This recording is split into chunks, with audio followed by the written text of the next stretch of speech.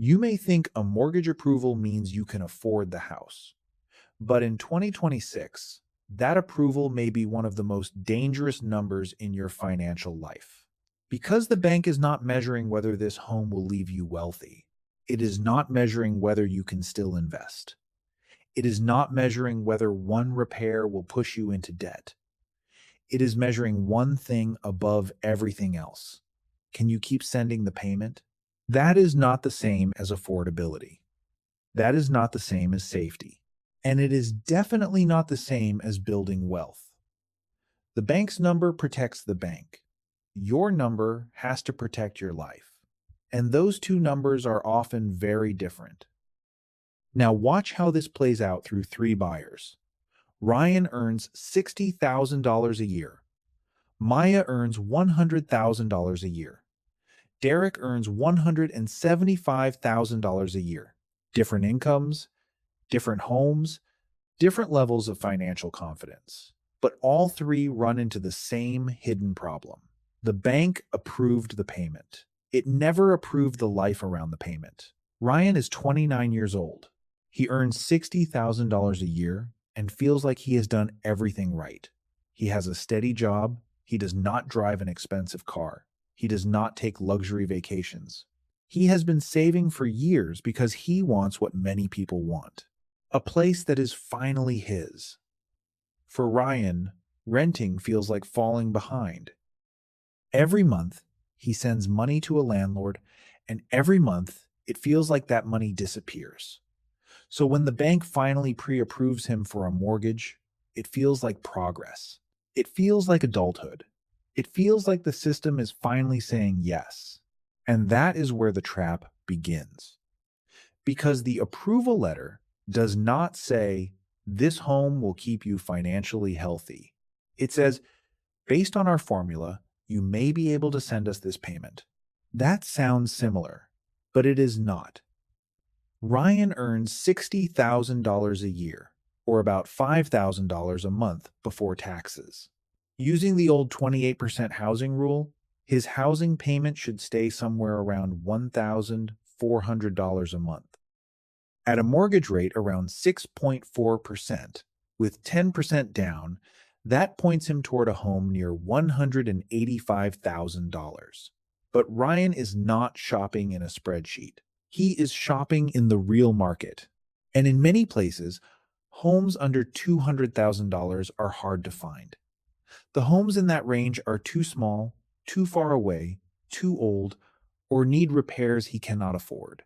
Then he finds a $250,000 home. It is not fancy. It is not huge. It is not a dream mansion. It is just a normal house that makes him feel like he is finally moving forward. He puts 10% down. That means he borrows $225,000. The principal and interest payment is about $1,400 a month. At first, Ryan feels relieved. The payment looks close to the rule. The bank approves it. The numbers appear to work. But that was only the surface number. Because the mortgage payment is not the cost of owning the home, it is only the first bill. Once property taxes, homeowners insurance, and PMI are added, Ryan's real monthly housing cost rises to roughly $1,900 a month. Now the math changes. Ryan is spending about 38% of his gross income on housing before food, utilities, gas, car insurance, healthcare, phone bills, student loans, repairs, and everything else. After taxes, Ryan may take home around $3,900 a month. After housing, he has about $2,000 left. That may sound like enough, but that $2,000 has to fund his entire life. Groceries, transportation, utilities, insurance, phone, internet, clothes, family obligations, small emergencies. And then, only after all of that, investing. This is where the bank's math and Ryan's life separate. The bank sees a payment that might be made. Ryan lives with a margin that is almost gone. And the dangerous part is that nothing looks broken at first. Ryan owns the house. His friends congratulate him. His parents are proud. He feels like he crossed the line that responsible adults are supposed to cross. But every month, the house takes the first and largest piece of his income. Then life takes the rest. And because Ryan put down less than 20%, he also pays PMI. That PMI does not build equity for him. It does not protect him. It protects the lender. Ryan may spend thousands of dollars on PMI before he has enough equity to remove it.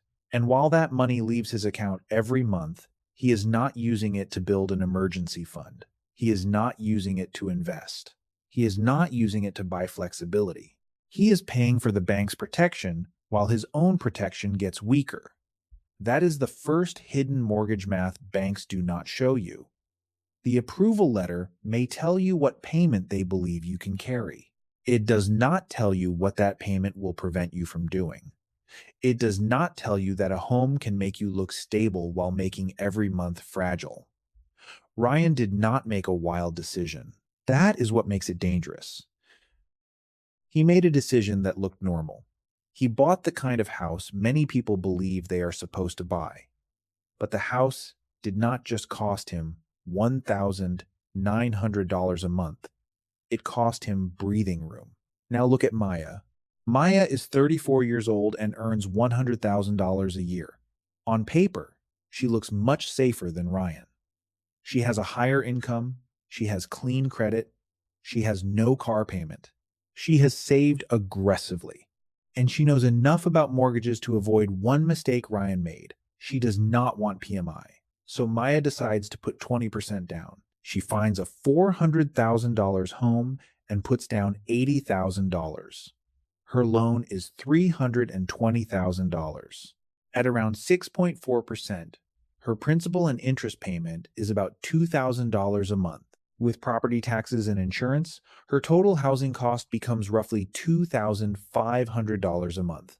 Compared to Ryan, Maya looks responsible. She avoided PMI.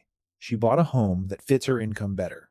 Her housing cost is around 30% of her gross income. A bank would look at Maya and see a strong borrower. Most people would look at Maya and say, she did it right. But this is where the second layer of the story begins. Maya solved one problem by creating another. She avoided PMI, but she drained a large part of her cash. And in homeownership, cash is not just comfort. Cash is protection. After taxes, Maya may take home around $6,300 a month. After housing, she has about $3,800 left. Again, that sounds healthy. But her real life still has to be funded. Transportation, groceries, utilities, health insurance, phone, internet, family, travel, unexpected expenses. And if Maya wants to build wealth, she still needs money left for retirement contributions, taxable investments, and emergency savings. The house did not make those needs disappear. It simply moved ahead of them in line. At first, Maya feels smart. No PMI. Stable home, good neighborhood. A monthly payment that technically works. Then, 6 months after closing, the HVAC system fails. The repair costs $8,000. This is not an unusual homeownership problem. This is normal. But normal does not mean affordable. Maya does not want to drain the last of her savings, so she puts the repair on a credit card. Now the home has created a new kind of debt. The bank approved her mortgage, but it did not approve her emergency fund. It did not approve her repair budget. It did not approve the reality that a house can demand thousands of dollars without warning. And this is where many buyers get trapped. They think the down payment is the finish line. But the down payment is only the entry fee. After that, the house still needs money. Every year. Sometimes quietly, sometimes all at once. This is why cash, after closing, matters so much. A better affordability test is not just asking whether you can buy the house. It is asking whether you can survive the house after closing. Because the down payment gets you inside. Cash keeps you safe once you are there. Maya's mistake was not buying a home. Her mistake was thinking the mortgage payment was the whole test. She avoided PMI, but she bought vulnerability. She looked financially responsible from the outside.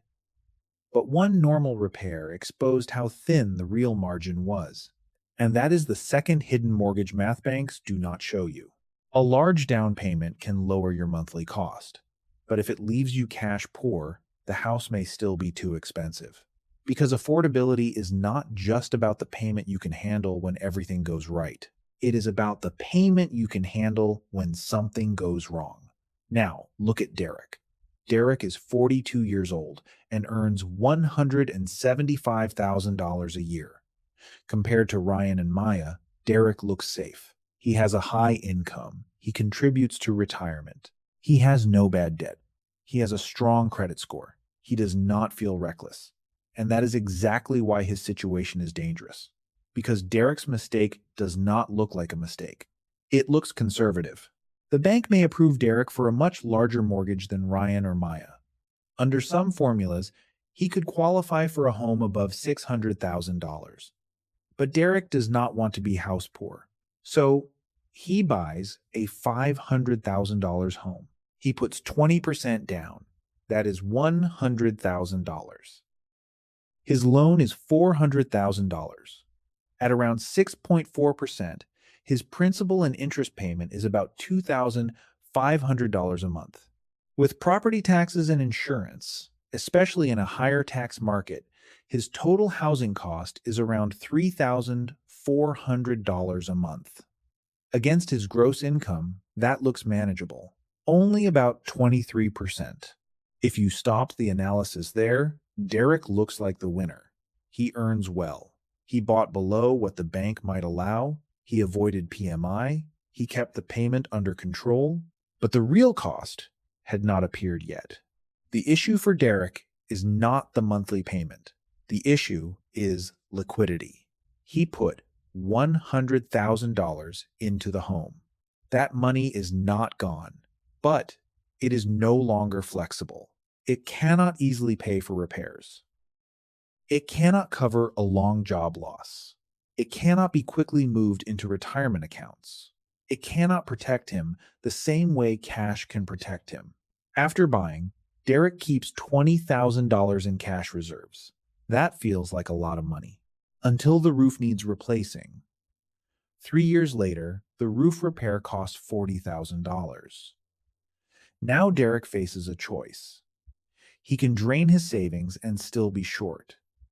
He can take on debt, or he can pull equity from the home. He chooses to borrow against the house. And this is the reversal.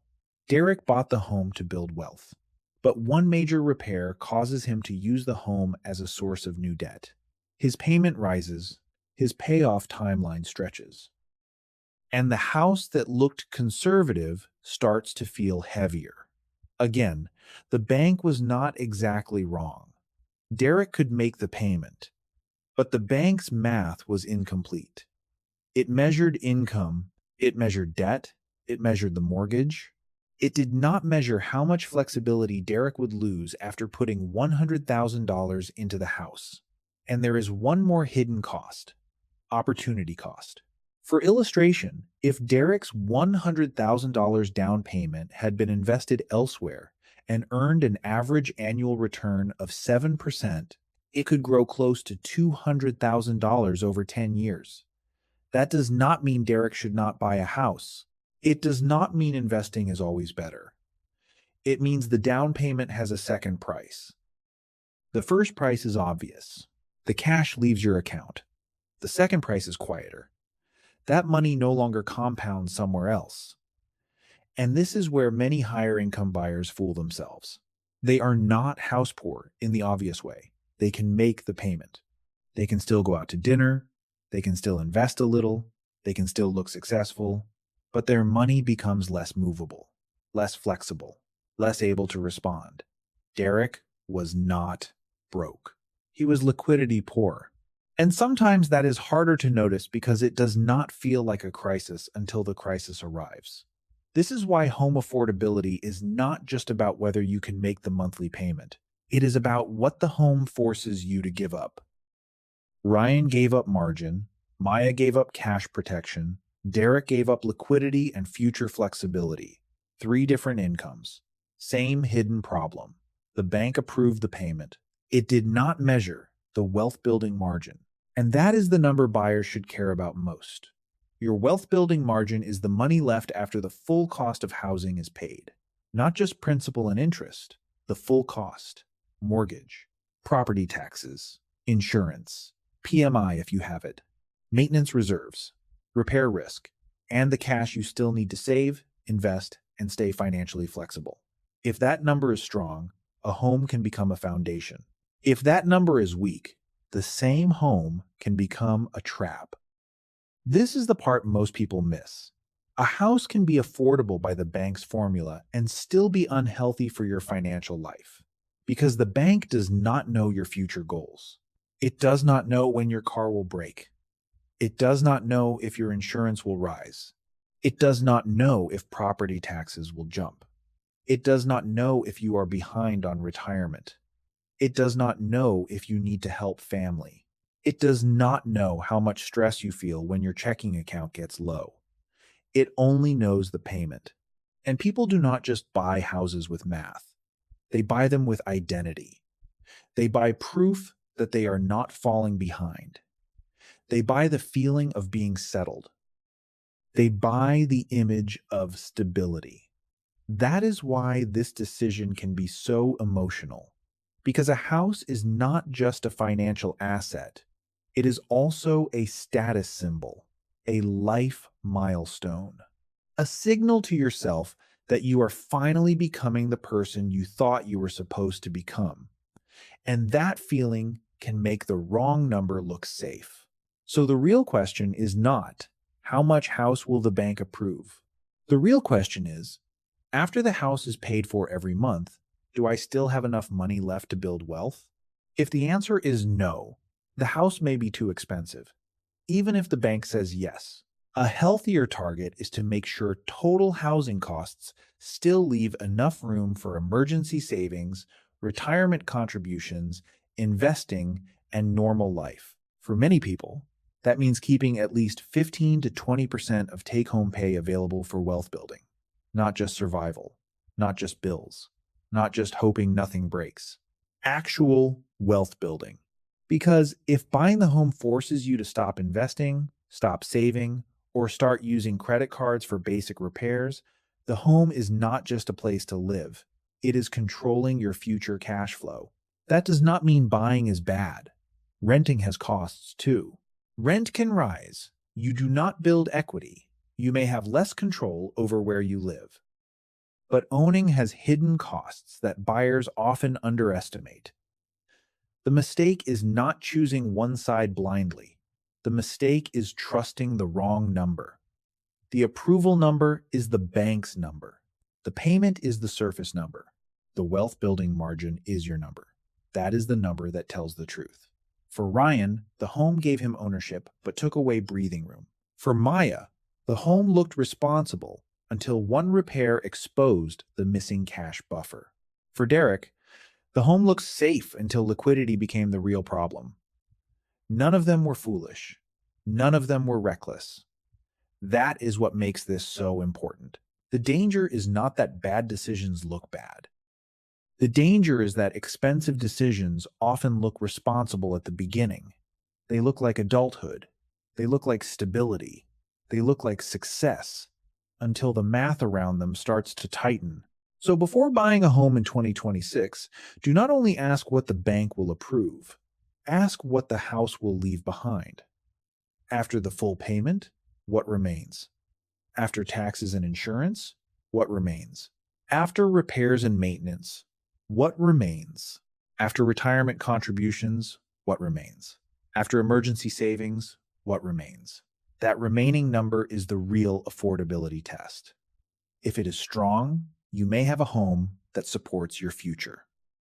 If it is weak, you may have a home that slowly consumes it. And if the numbers do not work, there are only a few honest choices. Buy less house, wait and save more, increase income, reduce other debt, or move to a market where the math gives you room to breathe. None of those choices are easy. None of them feel good when you want the house now. But they are still less painful than spending the next decade trapped inside a home that only looked affordable on paper. Because the house you can afford is not the house the bank approves. It is the house that still lets your future breathe after the payment is made. Now, the real question is this. If the bank approved you for a mortgage tomorrow, would you trust that number? Or would you run your own? Comment below with the number you think matters most when buying a home: the approval amount, the monthly payment, or the money left after everything else. And if this story helped you see home affordability differently, don't just leave with the lesson. Subscribe to Money Logic because every week we break down the money decisions that look normal on the surface but quietly shape your wealth for years. Like the video if you want more real home affordability math, and subscribe now so you don't miss the next breakdown. This video is for educational and entertainment purposes only. It reflects general financial ideas and personal perspective, not personal financial advice. Always do your own research and consider speaking with a qualified financial professional before making major financial decisions.